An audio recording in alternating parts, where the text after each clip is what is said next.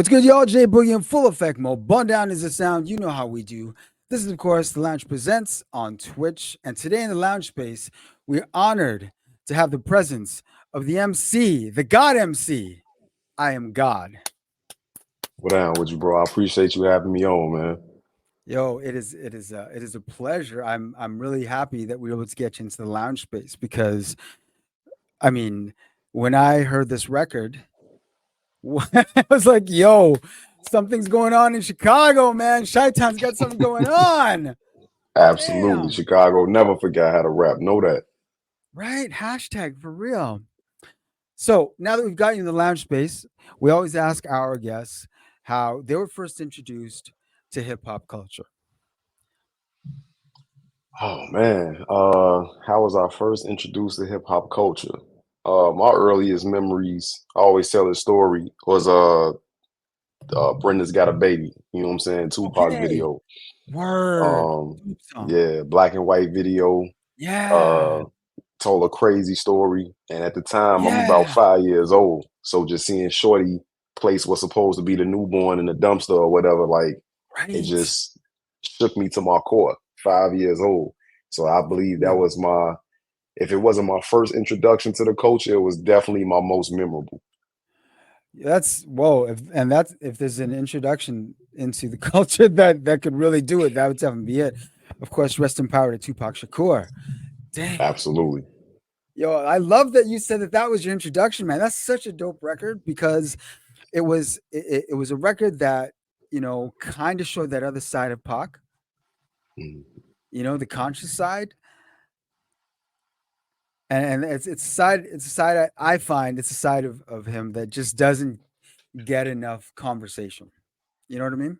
That's facts. Absolutely. Yeah, yeah, for real. So let me ask you this, man. What were you growing up in the home when you were growing up? What was the family playing in the home? So my mama was playing a little bit of everything. Not too much rap, you know what I'm saying, and Mhm. hip hop. She did listen to some of it, but a lot of Anita Baker, Whitney Okay. Houston. Hey, Um, can you hear me? yeah, I hear you fine. Okay. So yeah, a lot of Anita Baker, Whitney Houston, um, Patti LaBelle, Luther Vandross, um, shit, you name them. You know what I'm saying? Mary J. Yeah. Blige, In Vogue. A Okay. lot of R&B, a lot of soul, some funk here and there. She even taught me my alphabet through like notable artists at the time. So, she'll Nice. teach me like A is for Al B. Shore, B is for Bobby Brown, C is for Oh, that's Cameo, sick. D is for DeBarge, shit like that. You know what I'm saying? So Yo, I definitely love a that. musical household. Yeah. That's dope. That's dope. So growing up around all I mean a lot of it's soul and R&B. I mean, Mhm. what was it about rapping that made you say, "Yo, I could do that"? Because for all intents and purposes, you could have gone the other way and become, an R&B singer. Right. Um, for me, it was just something about the look of it and the feel of it. I'm not really old enough to know too much about what they saying, like at Right. 5, 6, 7 years old. Yeah. But it's more so the look, you know what I'm saying? Like the just Yeah. overall feeling of it. And not to mention, like I probably grew up in the era, I definitely grew up in the era of like the video vixen, you know what I'm saying, and all that. So besides the women and like the flash of the cars and the jewelry and stuff like that, my earliest, you know what I'm saying, memories, that was kind of before like the flash, like early 90s, mid 90s. That was kind Right. of before all that became really prevalent. It was more so just like the stories and just like the feel and the look of it. Like it looked like where I came from. It Right. looked like my it looked like my backyard, my neighborhood. You know what I'm Yeah. saying? Like, You and can as I relate got a to it. little older, right, absolutely. As I got a little older, then I start, noticing like the flash and the jewelry and the cars and the women and things of that nature. But initially, it was just the look and the feel of it, more so the aesthetic. And when I Okay. became, mature enough to understand the stories and what they were saying, that took it to another level. Okay. Okay. Now, a lot of times when when soon to be rappers, we'll say soon to be rappers, before you hit that epiphany moment, someone like Tupac would introduce you to this new style of artistic expression. Sometimes you mimic the style of someone that might have been, an early influence. What was did you find you were doing that early on with Tupac or even any other rappers? Absolutely, man. I probably rap like any rapper that I like any rapper that was my favorite rapper at any point in time, from the early stages of me wanting to rap, probably into around like I want to say 14. I probably tried to rap like so. I didn't rap like everybody from Twister to Tupac to trying to sound like Biggie to trying to sound like DMX, Big Pun, Juvenile, you know what I'm saying? Right, right, Like right. Yeah, just so many different type of artists, Do or Die, Psychodrama, like so yeah. many different type of artists, like Kanye West. I tried to rap like him at one point in time, college dropout Kanye, like just so many different influences in trying to like, find my own voice, so Right. yeah, absolutely. Okay, okay. Let me ask you this: which came first, finding your voice or the epiphany moment when you knew this was it, this is what you were going to do?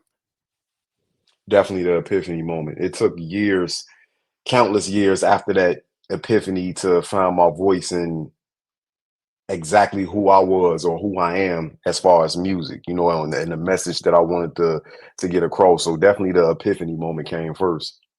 Okay, okay. Did you have any sort of musical training through school or anything? Nah, not at all. Other than like the basic music class you get in public school. My Oh yeah, mother did put me in like some piano lessons for like right. a short while, like a very brief moment. Like I didn't so brief, I don't even think I like took any skills away from that. Like so yeah. Yeah. Not really, not too much. Okay, okay. So when you got that epiphany moment, I'm sure it came to a point where your family saw that you were actually serious about doing this. How did they react to that? Um, I'm trying to think, because I grew up in a single mother household, so it was just Hmm. me, my mother, my little sister, and then later on my Yeah, little brother. yeah, Um, for the most part, she supported it. She always was trying to urge me to incorporate a positive message in my music, and okay, early on, for the longest time, like I was doing everything but I was talking about everything but a positive yeah, message in the music. Like yeah, she yeah, wanted me yeah, yeah.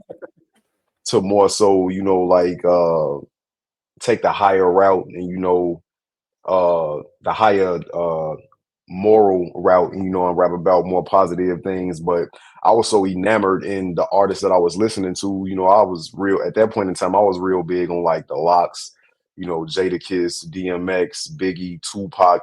And even though they did have positive messages in their music, like I heard that and I understood it, but what I gravitated to mostly was like the ugly side of it, the harder Yeah, side man. of it, the rougher Yeah, side of it. And again, it was reflective to, what I seen every day, like where I came yeah, from. So, I was talking a bunch of shit that I had no business talking about. And some of the stuff I ended up doing later on in life, some of the stuff I ended up seeing later on in life, and, yeah. some of the stuff I never got into later on in life. It was just, taking everything that was around me and putting it in the music and feeling like I had to portray, what I'm saying, a type of image because I'm from a specific place. Right. Okay, I hear that. I hear that. When you were coming up and really starting to explore the idea of becoming an MC, were the homies around you also similarly, I'm kind of feeling it too. I think I got some bars too, or were you like the odd person out? For a little while, I was the only one, but then, like, I think as my talent started to manifest and grow, and other people started to take notice, like the neighborhood or other kids in the school. like the guys definitely they was definitely doing it with me for a point in time. So much so to where we actually like got in the studio together on several different occasions, and we was putting out music together. Like I had a crew called Boss Click, Okay. BOSCLIQUE, and Yeah. it was not, what I'm saying, me and like me, my guy Vaughn, my guy Pesh, and rest in peace, my guy Mike G. You know what I'm saying? And Rest in peace. we was doing it. Yeah, absolutely, absolutely. Rest in peace, Mike G. And we was doing it. We was doing some other things that we should have been doing at the time too, but we had a healthy balance of doing shit that we shouldn't have been doing, as well as like taking care of the music and actually trying to build towards something. So yeah, There you but go. life happens, and we all have our own interests as we get older, so Yeah. I kind of stuck with it, and they kind of pursued other things, but yeah, absolutely. Okay. There you go. There you go. Did you ever explore any other aspect of the culture? Like, did you ever want to DJ or throw up a piece on a wall or break or anything like that? Nah, once I got wind of the MCing aspect of the culture, like I fell deeply and madly in love with that, and that was You on knew, my yeah, you thing ever knew. since. Yeah, I knew. Like I used to dance when I was a shorty, but it wasn't like break dancing. So like I was real big on MC Hammer. Like MC Hammer was my guy when I Hey, was a hell shorty. yeah! How could you So not though, yeah. right?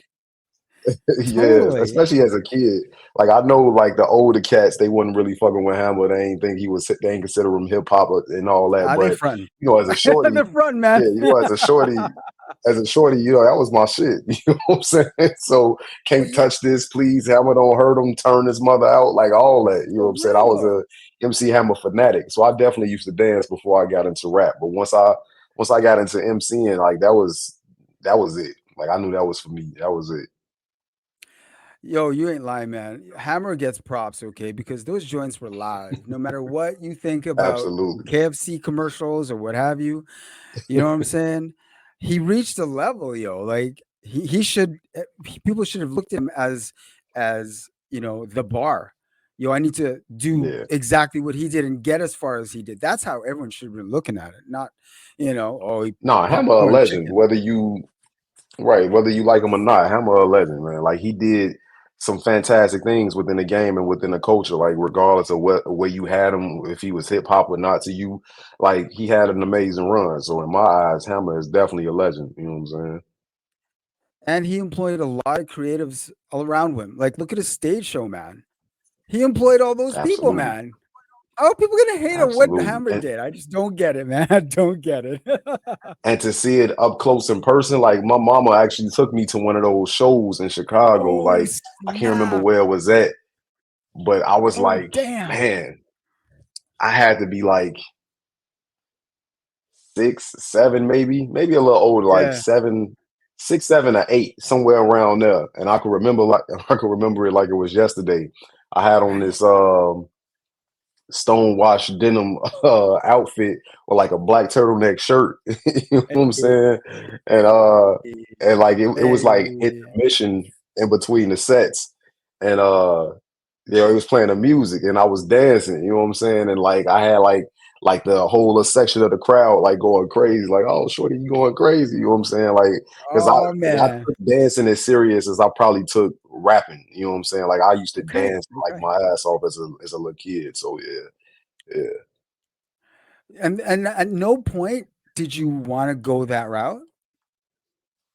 Nah, because I kind of, like you get too cool for certain shit as you start getting older. So it's kind of like, Yeah, you man. know what I'm saying? Like I'm too cool for dancing. Because Yeah. Chicago, like we got a whole dance culture, like footworking and Yeah, all man. that. You You know what I'm saying? do. That's what I'm saying. Like yeah, stepping, like house music, all that. So Yeah, we man. definitely have a deep dance Pedigree for culture, but sure. it's just like Yep.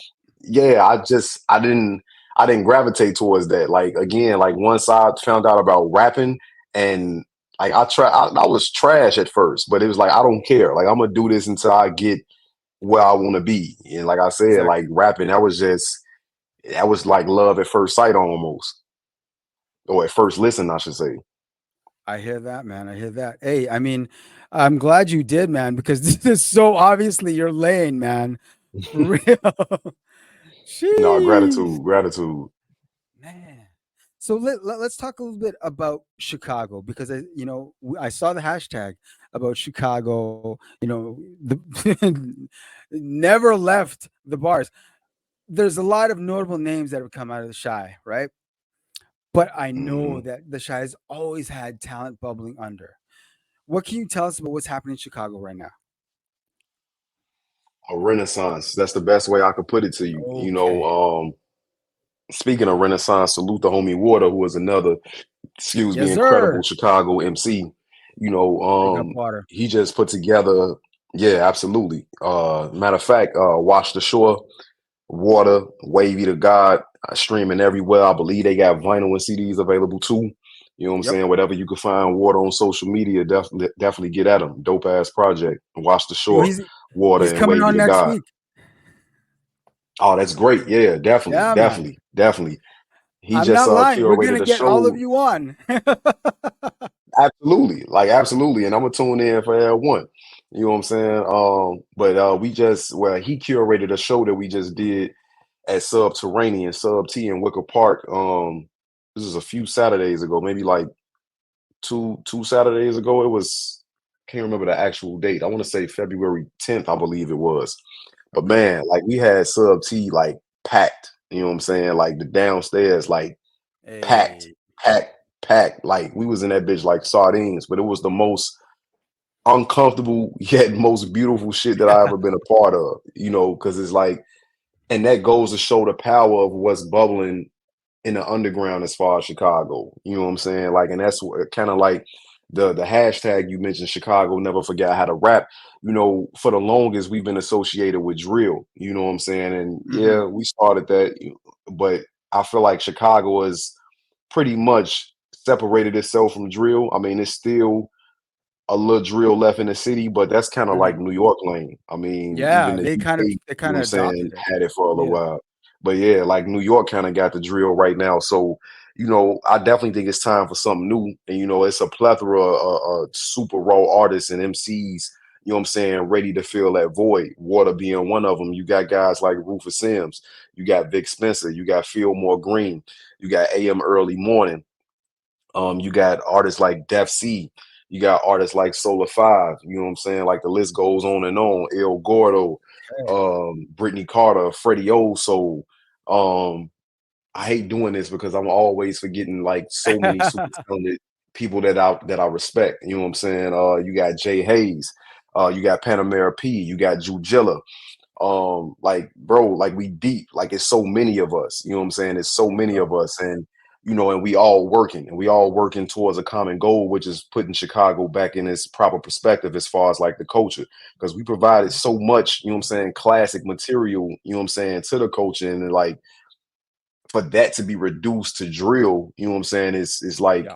and those that know, I'm not saying like we super disrespected, but motherfuckers definitely be acting like they forgot.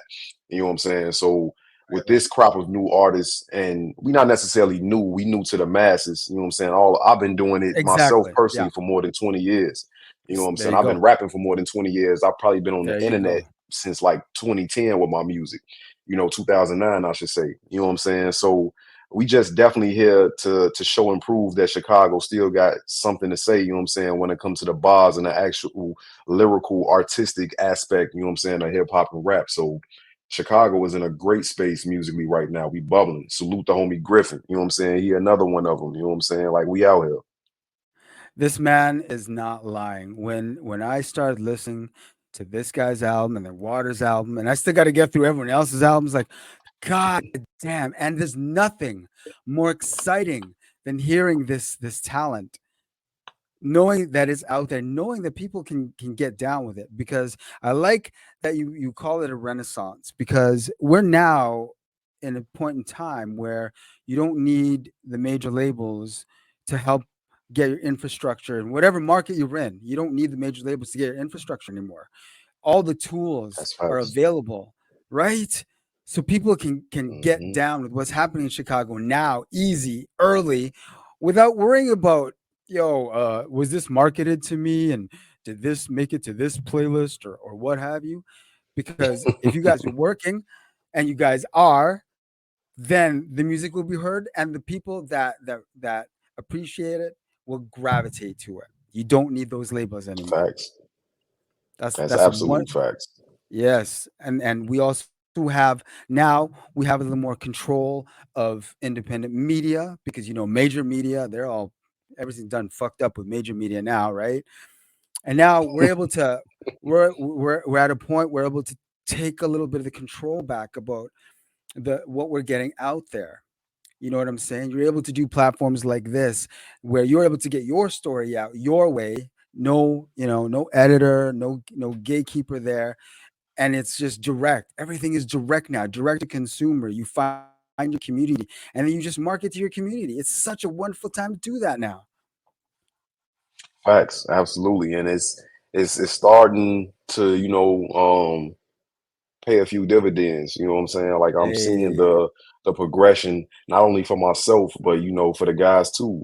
For the city as a whole. Like one thing I try to make sure I do is that I always try to mention other names. You know what I'm saying, from the career, because I understand that it might not be me alone that does whatever, puts the city on a new plateau or reintroduces the city. You know what I'm saying? It might be another one of these artists from the crib. So I feel like as long as that's my contribution to putting on for the city. You know what I'm saying? there Like you go.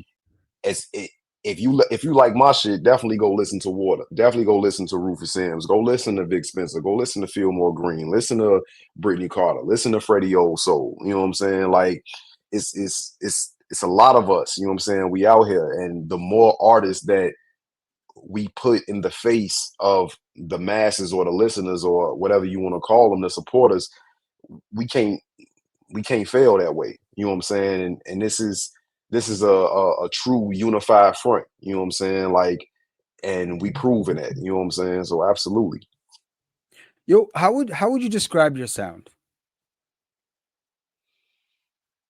Um, my sound is aggressive, um, dark at times, relatable, braggadocious, realistic, um,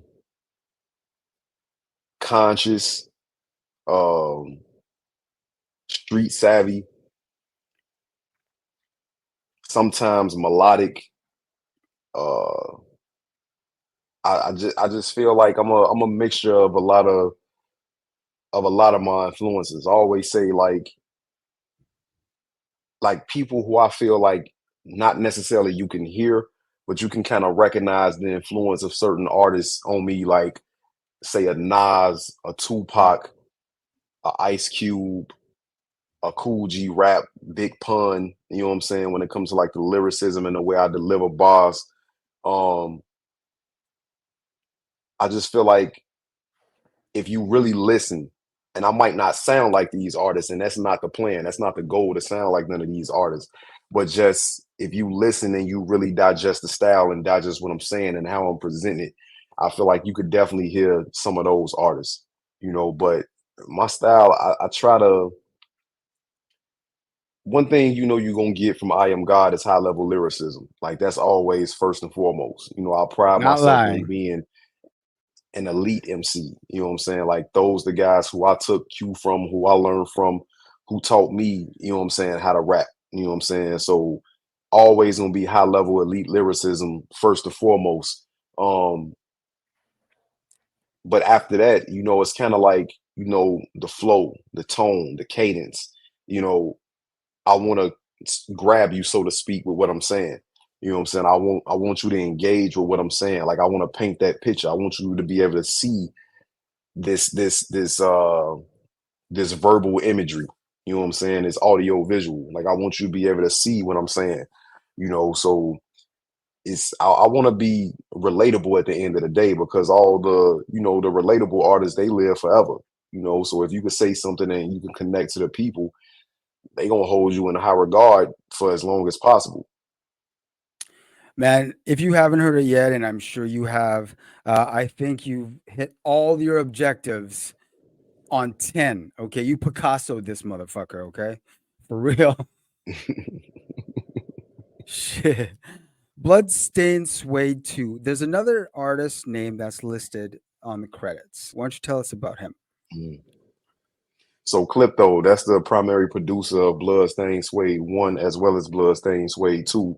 I actually had his hometown wrong. I can't remember where I was saying he was from, but he actually from Oceanside, California. I was saying Oh, Orange County, California, and I don't even think Orange County is in California. I'm tripping.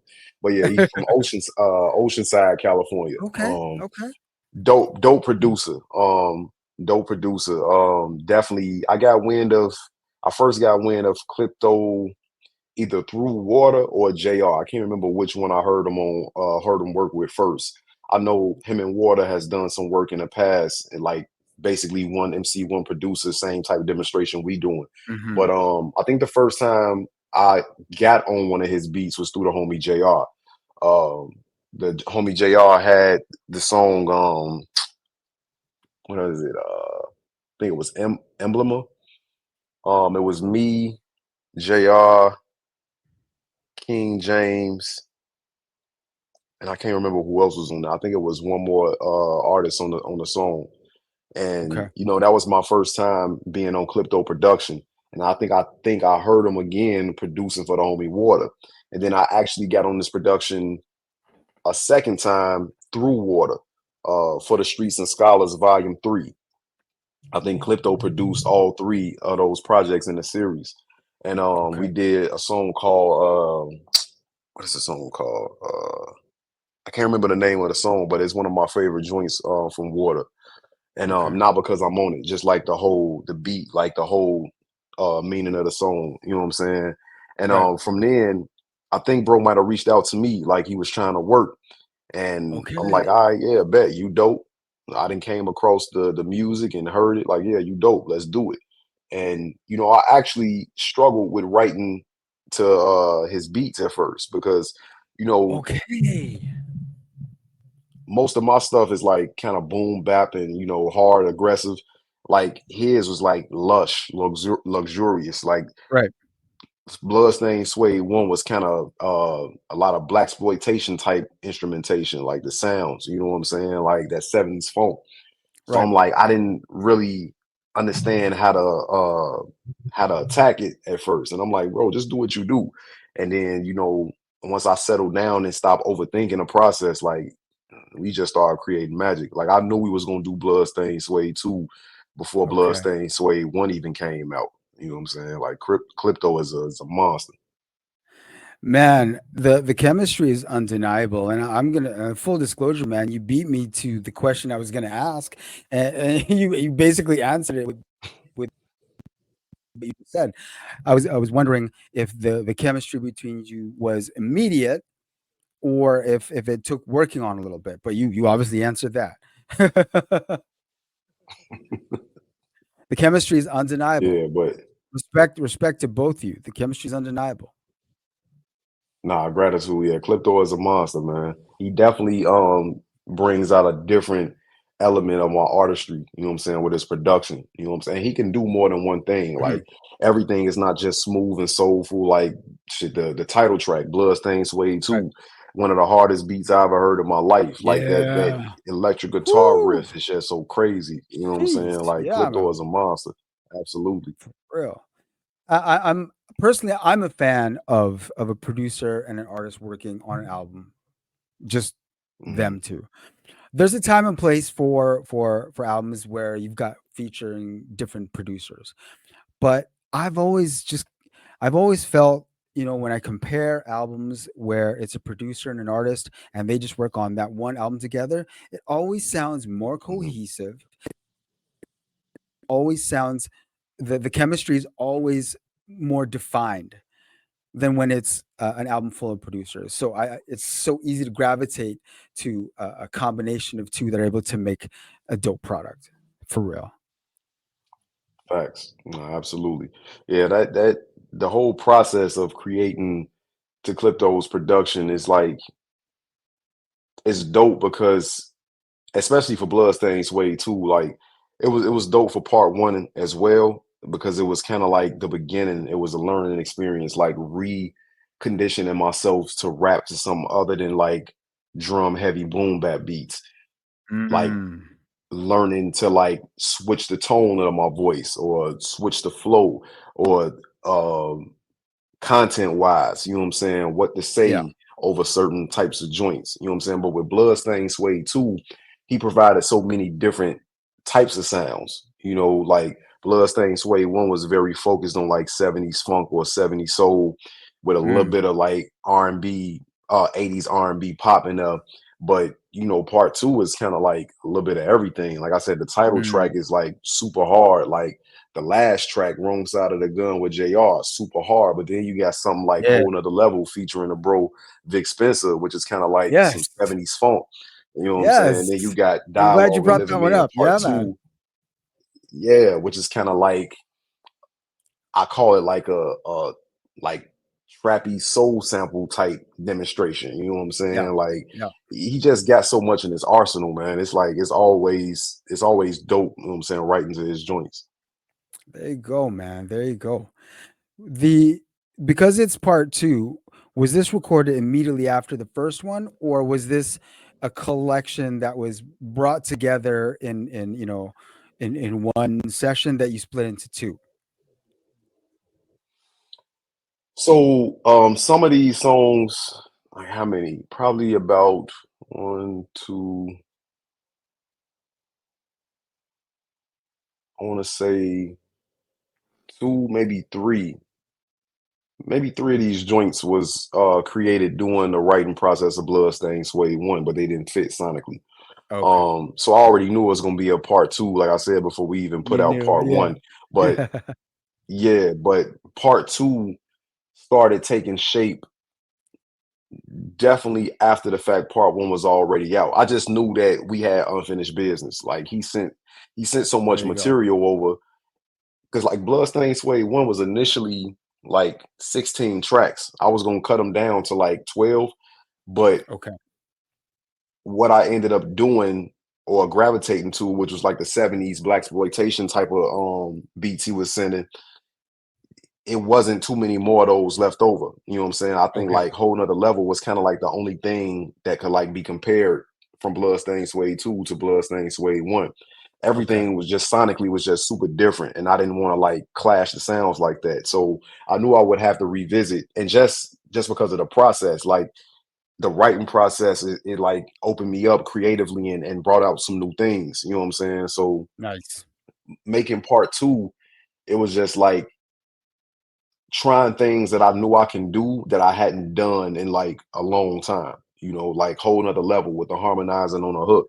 You Okay. know, Hustlers and Survivors featuring Micah Estelle with the kind of harmony and the bridge work. You know, it's just Yeah. it's just different things that you know he allowed that his production allowed me to do. Like the If You Down, I'm Ready. Like that's the first time that I dedicated a song strictly to the ladies since I've been back rapping since I Am God in 2020, you know. So Okay. that's Okay. he just like he was giving me a bunch of different canvases to work with and it just worked out.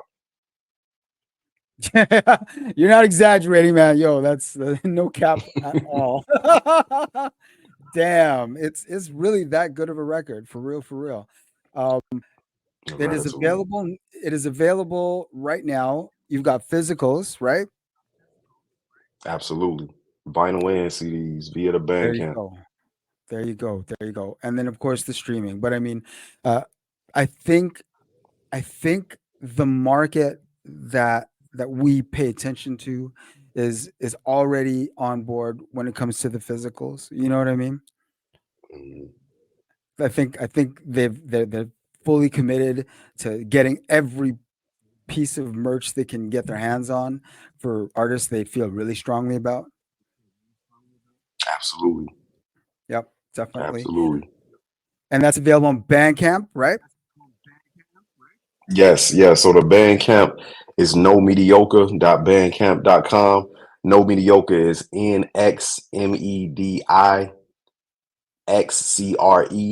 NXMEDIXCRE.bandcamp.com. So basically no mediocre just replace the O's with X's. No There you mediocre.bandcamp.com. And I mean, really, if you Google "I am God," trust you're gonna get there. Absolutely, it'll definitely come up. There you go. There you go. Man, it's been a pleasure to have you with us in the lounge space. I am God. He is not. Mandem is no joke, okay? Gratitude, man. Mandem is no joke. I cannot stress how you need to add this to your collection. Straight up and down. Have Tap you got in, have you got absolutely. any Tap in. Hey, yeah. Have you got any go visuals ahead. up? So I did two short visuals for Dialogue of Living Men. One was a Purple Box exclusive. Shout out to homie Yeah. APJ Oh yeah. Films. The other one Yeah. was a Purple Box lyric video. We actually got some stuff lined up, more short Oh, form content lined up for a couple different joints off the project, and I actually got a full length video coming for a particular project, but I'm gonna keep that on under wraps right now. You know what I'm saying? okay. Drop that as a Sick, surprise sick. or something. There you go. There you Absolutely. go. Well, I want to let you know right now, off top, man. Anytime we invite you into the lounge space, after that first time, it's literally open door policy. This platform literally exists to help get dope shit out there. Dope shit like what you're doing with motherfucking Bloodstained Suede II. So I Oh, want that's you to know it's gratitude. I open door definitely appreciate policy. the opportunity. Thank you. Oh, for real, for real. We'll definitely get you back in here again, man. Yes, sir. Love to be back. Absolutely. There you go. Socials are at I am God on all socials. Nah, so actually it's at God MC. So Okay. I'm most active on Twitter and Instagram. So those both the same at God MC. That's GAWDEMCEE. YouTube is just I am God. There you go. I Oh no, am TikTok yet? GAWD. I am getting ahead without devolving. Oh yeah, I'm on TikTok. TikTok. So TikTok is, I think it's no mediocre shy. And again, that's no mediocre with X's. Just replace the O's with X's. No There you mediocre go. shy. So NXMEDIXCRECHI. There you go. I am God. Thank you again for spending time with us today. Till we get you back in here again, man. Appreciate you having me. Salute. Yes, sir. Salute. Chicago, never forget how to rap.